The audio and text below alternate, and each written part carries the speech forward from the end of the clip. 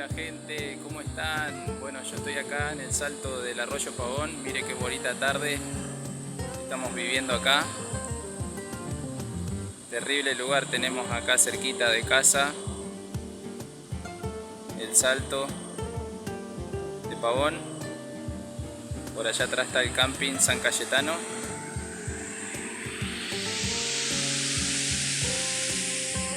Acá yo me vine a pescar con mis amigos.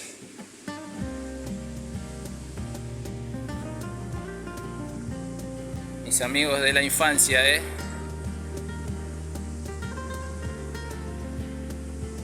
Sí, gente, acá estoy con mis amigos de la infancia. Ahí está Pochi.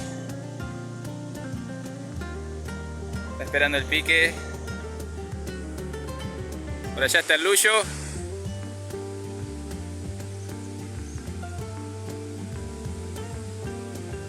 Ellos son mis amigos de la infancia, mi tío Luyo y mi tía Estela, Pochi. Estamos repartiendo el lugar acá, disfrutando de una tarde-noche de pesca,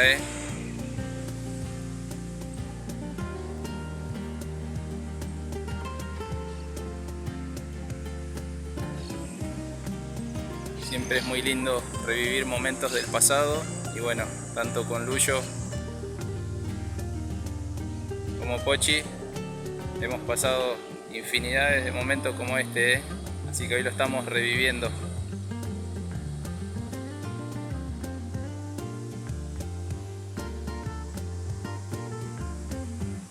Hermoso lugar, ahí están nuestras cosas, ya están las cabañas. Así que bueno, por ahora gente, hemos sacado solo un moncholito. A ver cómo nos va en esta pesca,